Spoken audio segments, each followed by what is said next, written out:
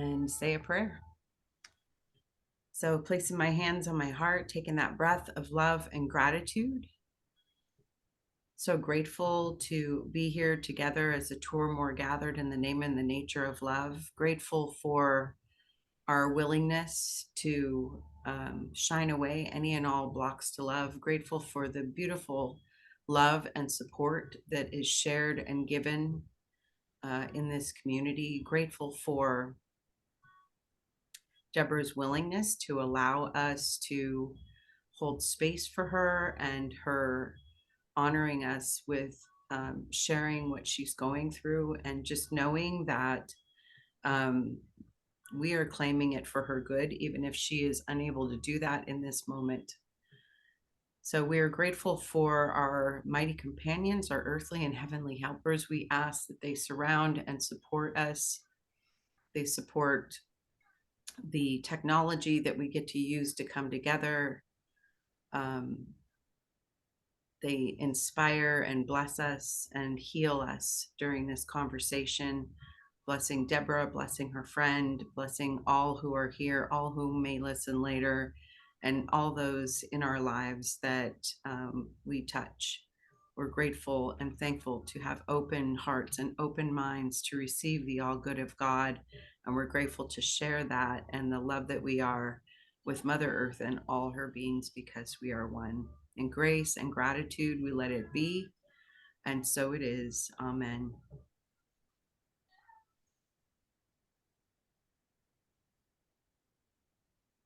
So we are still in chapter 2 of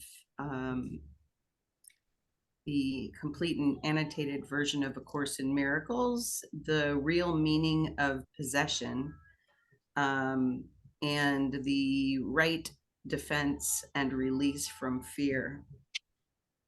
So I'm just going to start us in 15, because that's where we were starting for this week, where he says, like all of these fallacies, type 4, which is that knowledge can be misinterpreted as a means of possession.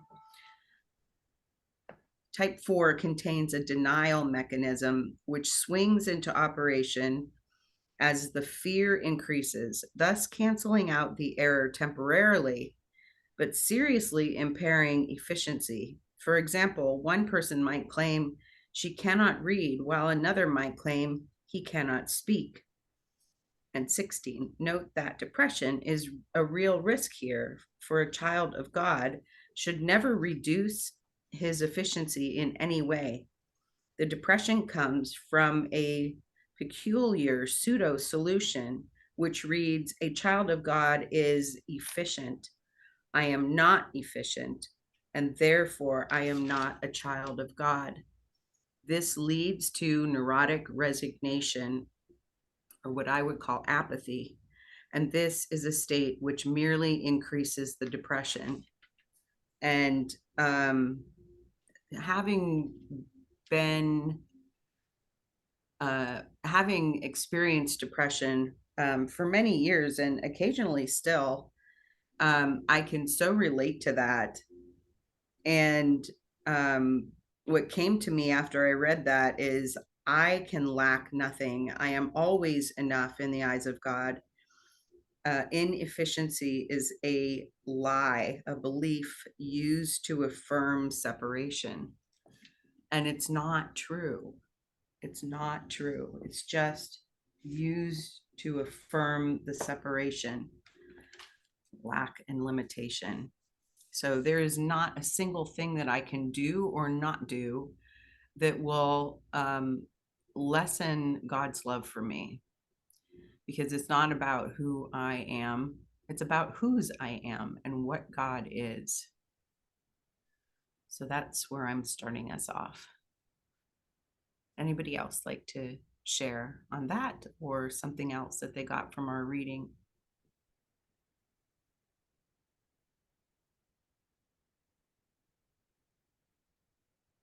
Go ahead, Nancy Gail.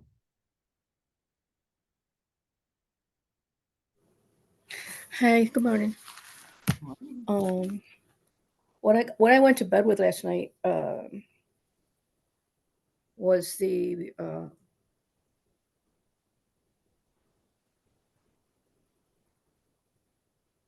I started talking to myself, the little girl me, and that's what I've been doing lately.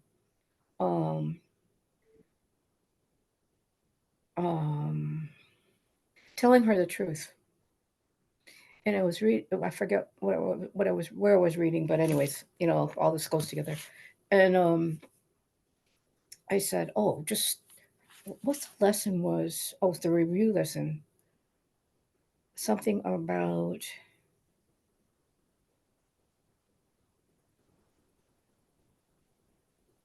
I've been asking myself questions or asking the universe questions. It's like, and then it's like, okay." And somebody said something in the today's Tuesday in the thing yesterday about permission. They needed permission, and and I remember it's like I finally realized it's like I give myself permission. I already have permission from God just because of who I am, how I was created, and who I am, and all the qualities. So I started just saying that. I'm going to sleep and I'm saying, I give myself permission. God already gave me permission to exist, etc., etc. And I forgot where I was going with this, but it was like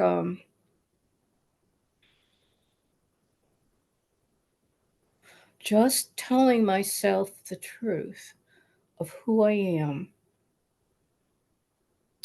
and it's like rebutting the ego thoughts Mhm. with the truth, and it's like, okay, that's the truth. So I don't know where I'm going with it, so forget it. Just take what you want from that, and Yeah, maybe no, what I got from what you said, Nancy Gale, was your more mature spiritual, emotional, mental self is able to um, remother the child self by telling her what the lies were so that she doesn't believe those things anymore. It's very powerful. oh, thank you. You're Thanks. welcome. Really, thank you. Okay. Anybody else?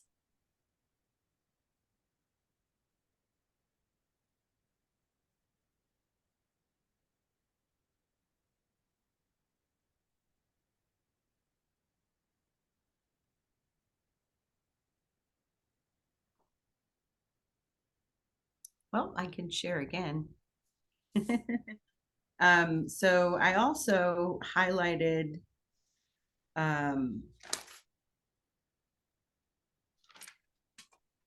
in type 3, actually it's 19, but the very last sentence, and not even the full sentence of of 19 and into 20. So where he's talking about type 3, which is about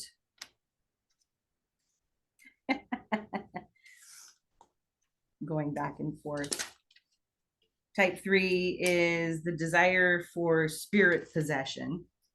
And he says this type of paranoia, whether you're possessed by spirit or demons, is an upside down form of religion because of its obvious attempt to unify into oneness. Types 1, 2, and 4 are more likely to produce neurotic rather than psychotic states, though this by no means is guaranteed. However, type 3 is inherently more vulnerable to psychosis, again because of the more fundamental level confusion which is involved. It should be noted that the greater fear which is induced by type 3 can itself reach psychotic proportions, thus forcing the individual closer and closer to a psychotic solution. And then into 21. It is emphasized here that these differences have no effect at all on the miracle. Yea, which can heal any of them with equal ease. And then that last sentence there, he says, there is no order of difficulty in miracles. He's reminding us of that. So, and then in 22, the emphasis on mental illness, which is marked in these notes, reflects the undoing aspect of the miracle. The undoing aspect, of course, is much more important, but a true miracle cannot occur on a false basis. Sometimes the undoing must precede it, and at other times, both can occur simultaneously. But you are not up to this at the moment. So I guess I'm willing to be up to this to heal the mind, so that I can focus on being in my right mind instead of trying to uncover all of the ways that I experience mental illness, depression, anxiety, feeling like I'm not enough, whatever lies I keep telling myself. So, yeah, so I was happy to read that.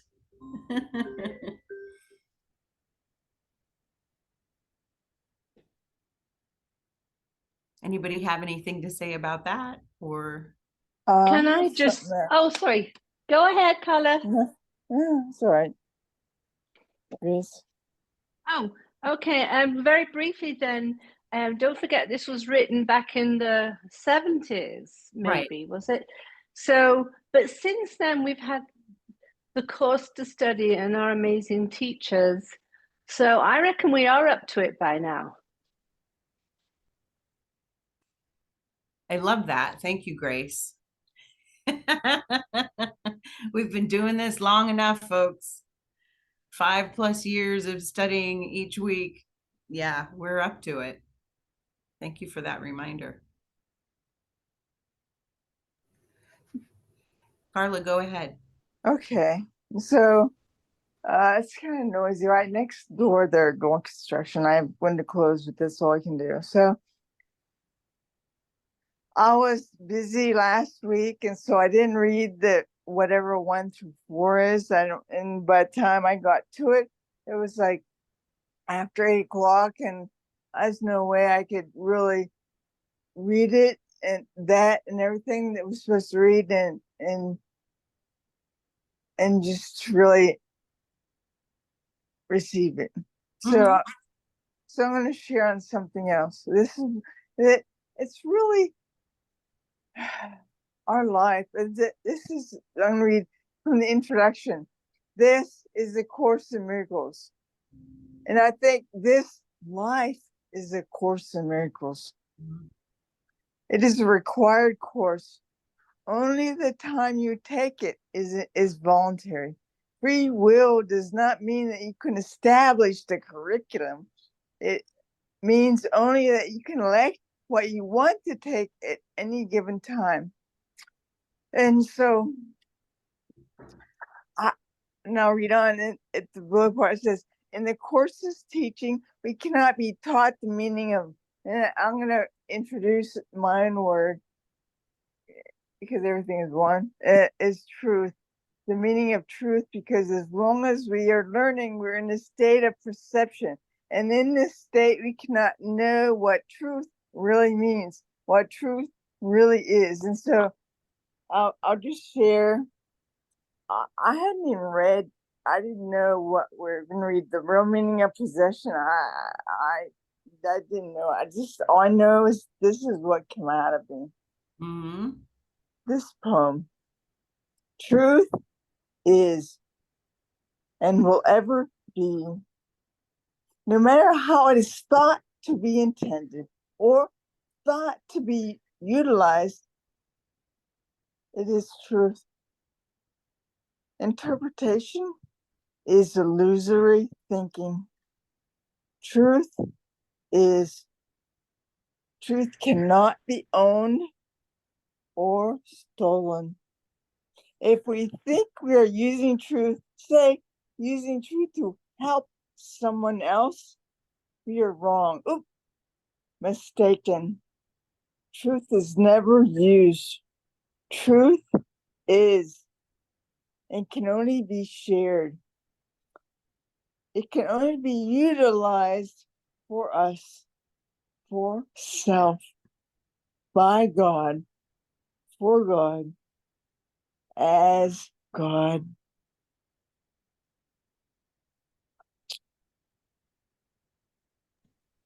That's it. Thank you. That's all. I didn't really read. Yeah, that's Yeah. okay. I didn't really read it, so that's what came out. The truth cannot be owned. And that's the real meaning of possession. Nothing can be owned, really. Right. Nothing. That I didn't think about that. I didn't even know what I was supposed to read, but that's what came out. So thank you. That's because you read it in the one mind, Carla. Thank you. That was beautiful. Go I was ahead. going to say all that psychosis and psychotic and that's how I felt when I was drinking. I mean, oh my God. And then I put the bottle down and I still had that. I still had that feeling. So I had to really, I personally was involved in AA for 30 years and I had to work the steps, all 12 of them. And as I did, I wanted more. I wanted more spirituality. So that's how I came to the Course in Miracles. But I'm gonna say I highlighted 26. You are perfectly unaffected by all expressions of lack of love. These can be either from yourself and others, or from yourself to others, or from others to you. Peace is an attribute in you. You cannot find it outside. All mental illness is some form of external searching. Mental health is inner peace. It enables you to remain unshaken by lack of love from without and capable through your own miracles of correcting the external conditions which proceed from lack of love in others.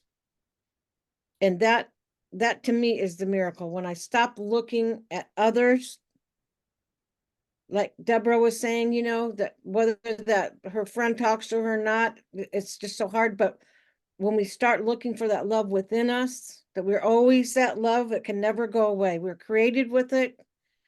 And that's one thing I love about this, of reading this, is I know now, and I've always known, but somehow it just hit me. I've been created and I always have been a child of God. It cannot take it from me. No matter what behavior I have that spark and that connection, and it cannot go away. And I read that when we when we read, I thought, oh my God, that is why I'm wanting to study this, because I've never gone through this before. So I'm so excited about it. So Oops. Thank you, Paula. That was beautiful. Catherine.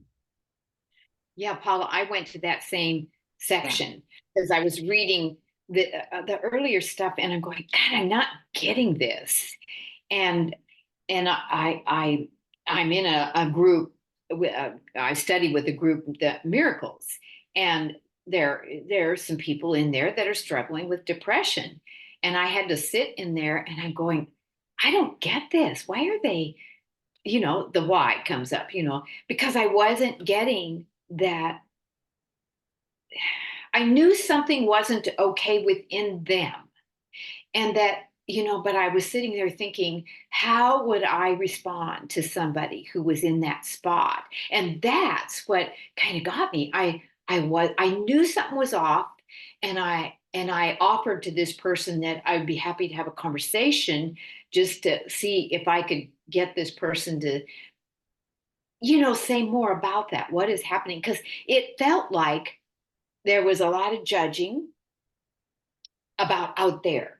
It's stuff out there. And I hadn't, I guess I sort of knew it, but I can see that people and maybe Paula, you can speak to this, but those who are in these places of distress, it's obvious they're not seeing the peace in them. And how is it that we can, other than I'm sitting here thinking, okay, well, then I just hold peace for this person. I just allow her to speak. I do my best to say, you know, it's finding those questions that I could ask of myself and that might lead me to something, because I know I don't have, I mean, I guess I know the solution because of what we're reading, but how do you help, others? I mean, we're here, we're studying, but how do we help those that we encounter, you know? And that's the question I'm sitting with. So, but that was interesting for me to read and remind myself that peace is always within us. Why can't they see that peace in them?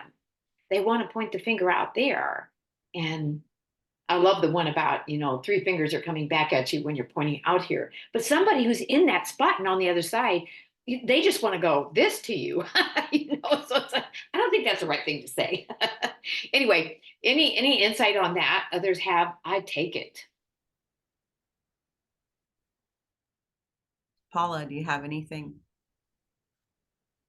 When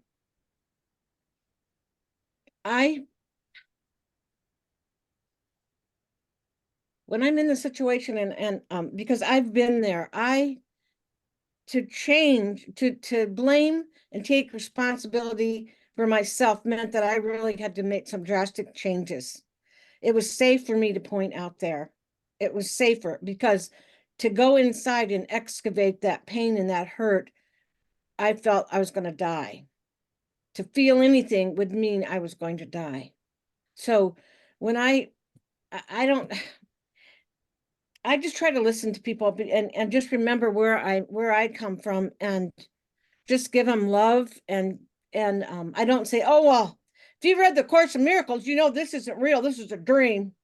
You know what, death is not real. Right. You know what I'm saying? So I try not to, I don't want to do metaphysical malpractice, is what I call it. So I don't do that. I try to listen, and with love. And I would come back with, one thing that's helped me through this, what I did was I just really remember that there is a God, and that we are in the image and likeness of God. And I would always say that. That's safe. Yeah. Yeah. Yeah. Thank you. Yeah. Thank you, Paula.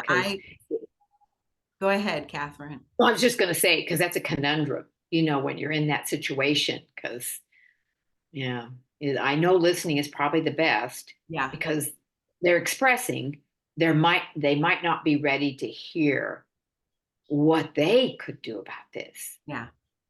They want somebody else to do it, I guess, for them, perhaps. Yeah. Okay. And are they outside of us, Catherine? No, that's, yeah. I mean, Nancy Gale, and then Mary Lou.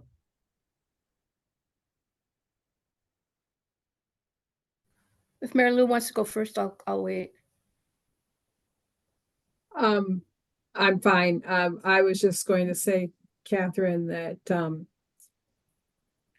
what I would like to think I might do in that situation, or I would want to do based on what I hope I'm learning, is to always say, and you said it, tell me more.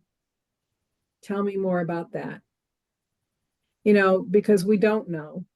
And when I've ever been in a place of hurting and you're sharing with somebody else, I don't know that it's ever helped me in the moment when someone has said, well, this too shall pass, or this is what happened to me. It's like, and probably because when the helpful person is making those comments, they're really interrupting what I'm trying to unload from my heart. So Kelly Corrigan is an author, and she wrote a book, Tell Me More.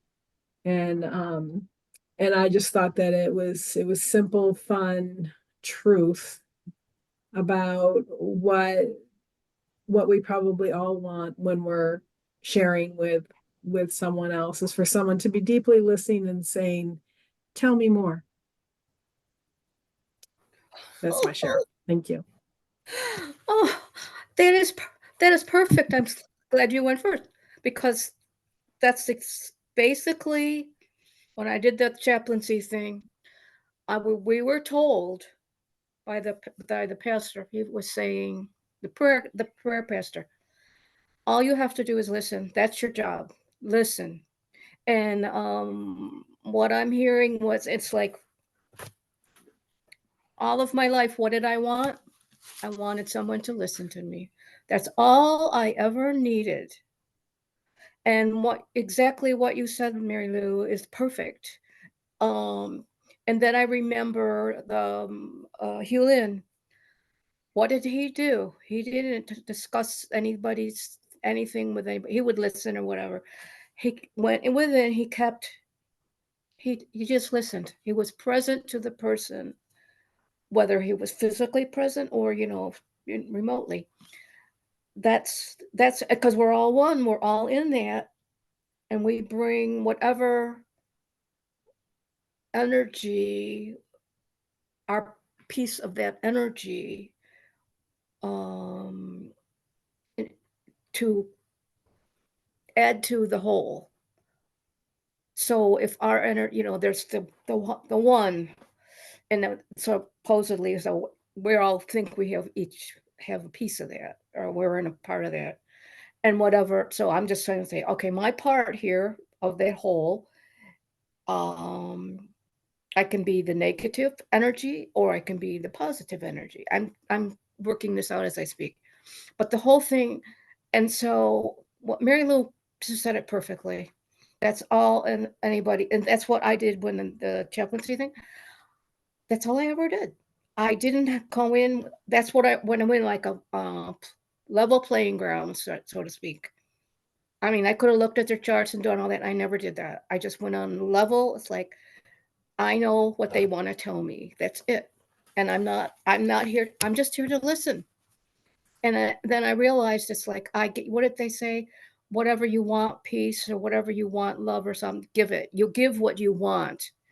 And what I wanted, I did all this without knowing, before I ever got to the course, that what I wanted was to be heard.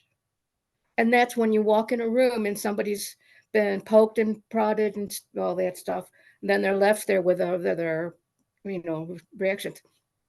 And then I go in there and I just listen. And that was our job.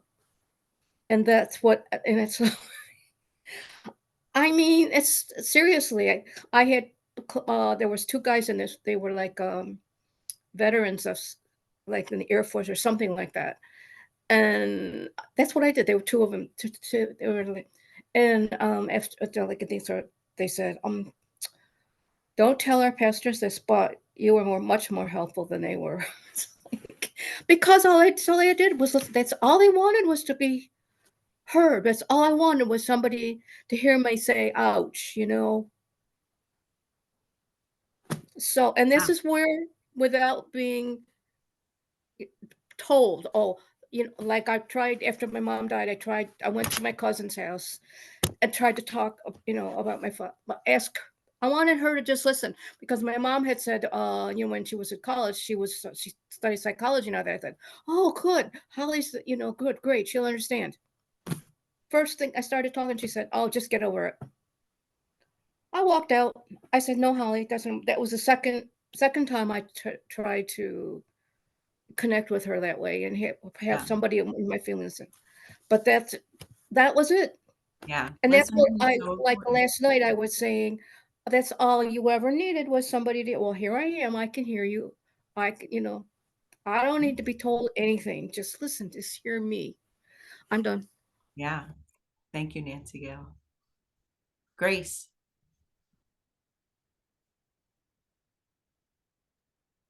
Hi, thanks, Nancy Gill. Yeah, finally. So I think I was probably depressed for the whole of my childhood. I mean, I should have been anyway, because it was an impossible situation at home. My father, a minister, but God being that punishing God. 4 brothers and a lot of bullying going on, and a mother who was kind of out to lunch. So if I wasn't depressed, I darn well should have been. And I was.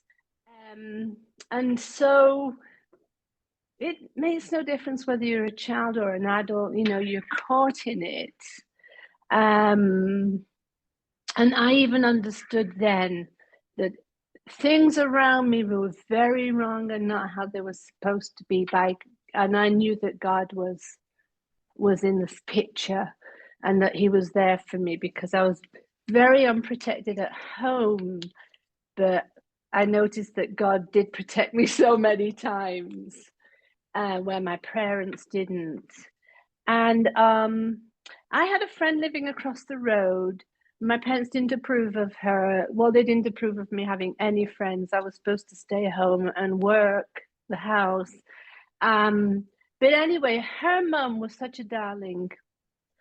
And definitely the listening thing is just about everything, but she did more than listen.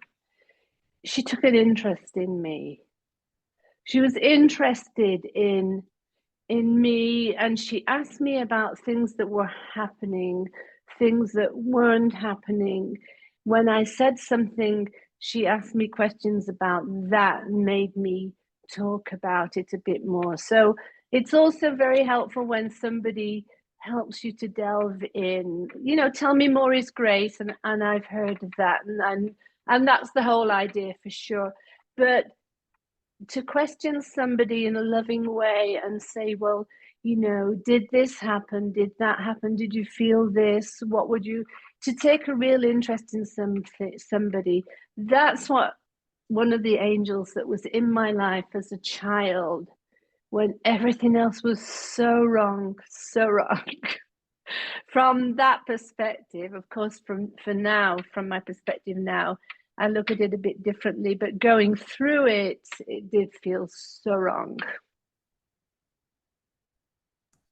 Thank you for sharing that, Grace. Yeah, we get through some amazing stuff. And another thing that popped into my mind, Catherine, about, coming into contact with people that are depressed and seem to be blaming everything outside of themselves, is to ask myself, where am I blaming my others outside of myself for any upset that I am in? And I'm going to share something, but I'm going to pause the recording. My neighbor told me on Saturday morning, it's not the first time, he's a single guy on his own, and he's a nice guy. So he's been having problems with his health, he's having problems at work. What happens is that the guys in his workshop stand around while he does all the heavy lifting, and he's told me about it a couple of times. And he came to me again on Saturday morning to tell me about the situation had got worse. He'd sort of managed to injure himself because he was lifting something without any help. He does ask for help. He's talked to his boss, and there's a story. And I wasn't sure how to handle it and what to say to him. So that's what my question is. How would you handle somebody telling you, well, you don't know them that well, and they're telling you about a problem they have not connected with you? I know that, doing the forgiveness in my own mind is the first thing, and not giving it reality, but I didn't know what the words were. Yeah. I would just say, and bye, Catherine, I would just say, I'm sorry. I'm sorry this is happening. And I'm sorry you're experiencing this. And know that his path is perfect exactly for him. And if his path is to continue to play a victim role by doing things that he feels are beyond his physical capacity, that is perfect for him. We don't know what people's journeys are all about, So maybe he was the person that wouldn't help somebody in the past. And so this is what he's supposed to be learning this time around, that, you know, this is what it feels like when you don't have that support. So just Yeah. seeing him as this is perfect for him, not seeing him as a victim, just seeing him that this is his journey, this is his path. He has his own guardian angels that will help him get through whatever happens. And, you know, just telling him, I'm sorry this is happening, and I'm sorry you're having to experience this. But not allowing, you know, not allowing yourself to commiserate with him. Although I did have heard Jennifer say something about she remembered having a conversation with one of her friends where she was talking about a recent breakup, and Jennifer said something like, well, we should go get in the car right now and run him over. Of course she was joking, but you know, it just helped to raise her vibration a little bit. Yes, and realize exactly. that you know, these things, crappy things happen to people. Life can be a shit show, and we have to paddle through it somehow. And you know, if you feel emotionally affected when he shares with you, then you reach out to somebody that's stronger than you are, and you tell them what's happening so that they can hold the light for you. Yeah, that I don't feel victimized myself. Exactly. Have I got a victim? Do you ever say to somebody who's, you know, you don't know that well, that do you ever say something like your guardian angels are watching over you? I have said something to that effect, yeah, to other people. Just because, just touching on it lightly, you know, without getting heavy. Yeah, because I feel like it can be a good reminder that he's not alone no matter what. Yes. Yeah. Well, and he's not alone as well, because, you know, I'm there for him as well. Yeah. And to tell him I'm there for him. Yeah. And he knows that. Right. And his boss and those other people are there for him too, to give him the strength and the courage to use his voice to say no more. This stops here. I am not doing these things anymore because it is a detriment to my body. Now, learning what we've learned, can we say something like that to them? Like, you have the choice. You can either say, no, I'm not taking this anymore, or you can just carry on. Can you speak like that to somebody? It depends. It depends. If you feel like they're receptive, really check in before you share anything like that, because you know, it can just enrage somebody. Yeah. You know, yeah, it's just like going to a funeral and saying, well, you know, this isn't real, so nobody's really dead, there's no reason for you to be sad.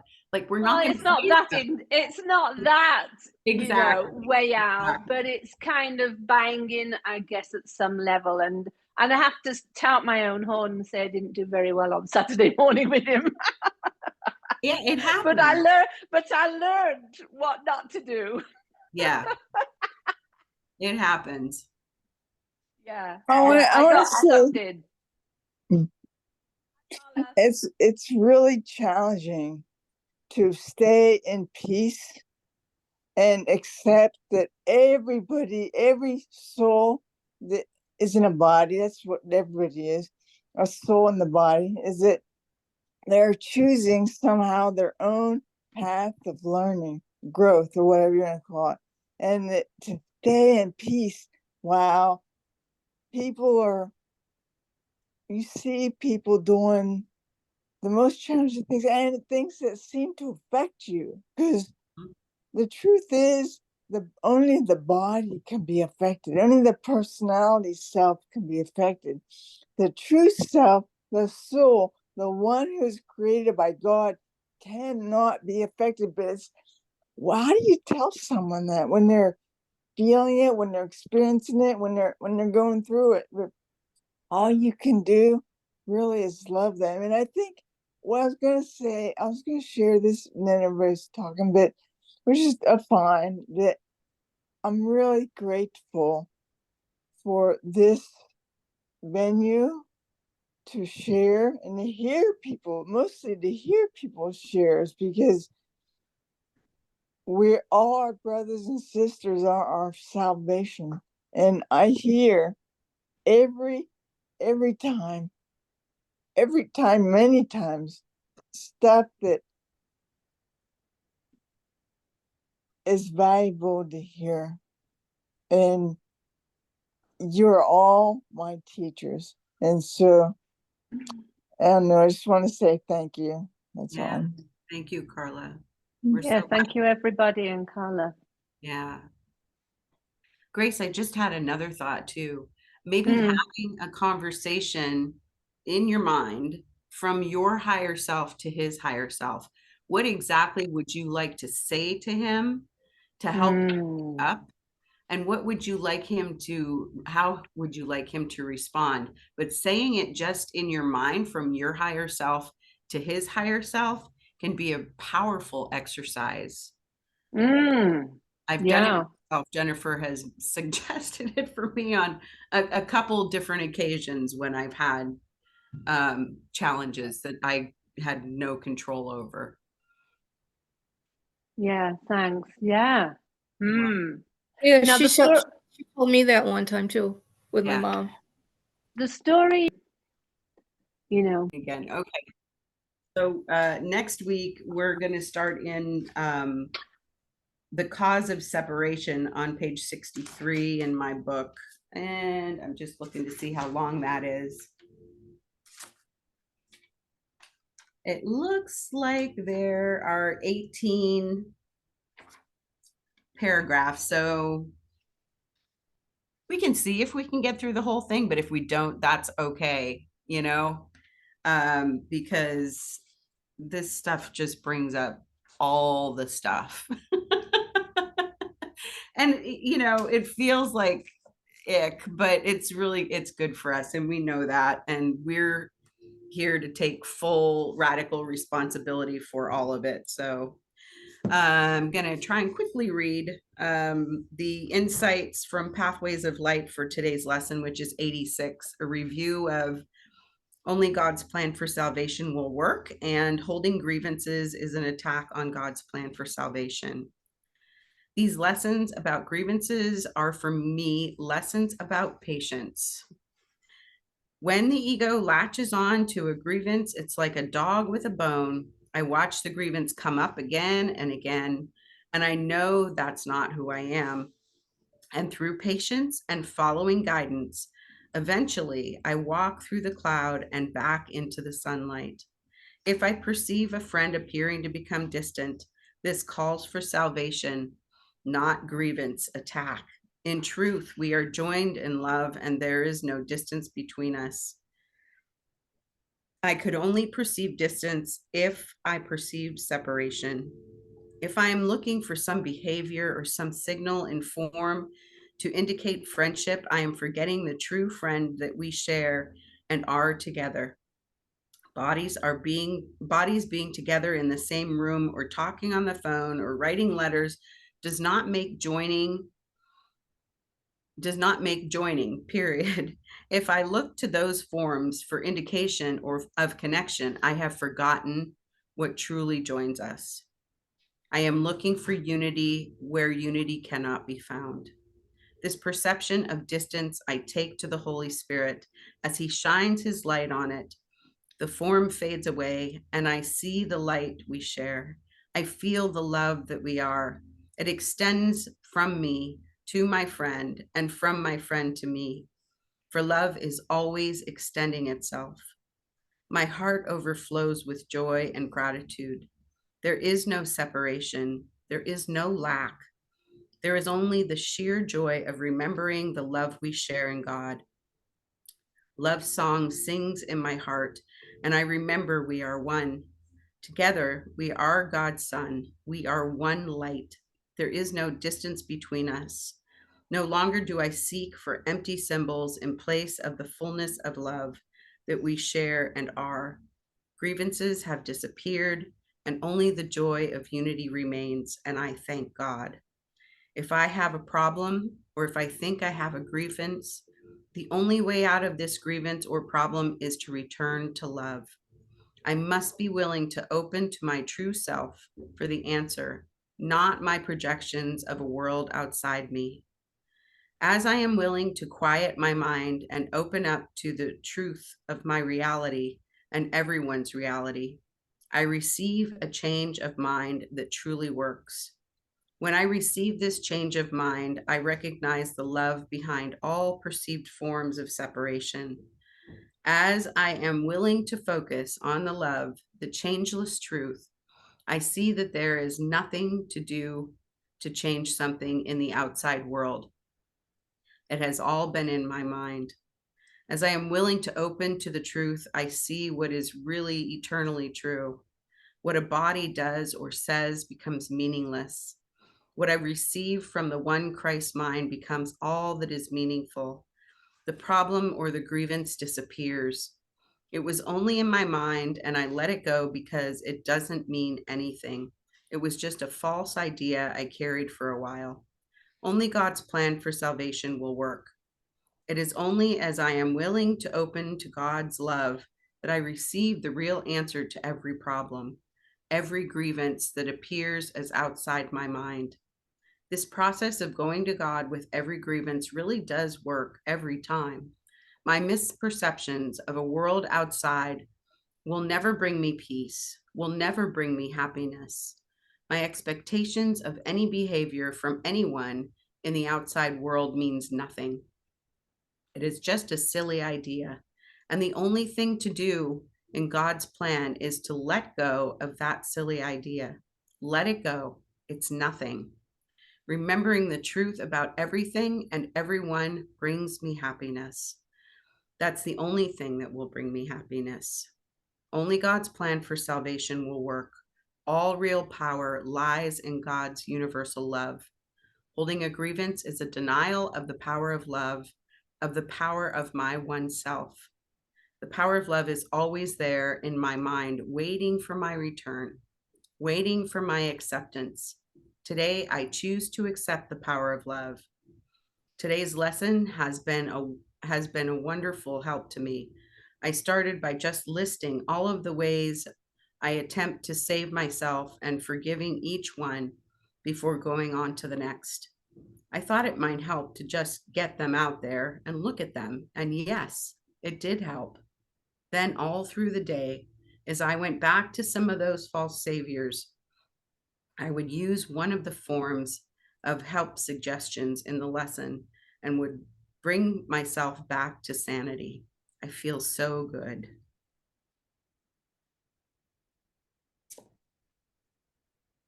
Let's come back to sanity.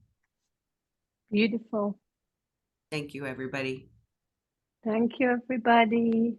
Much love. Love you all. See you soon.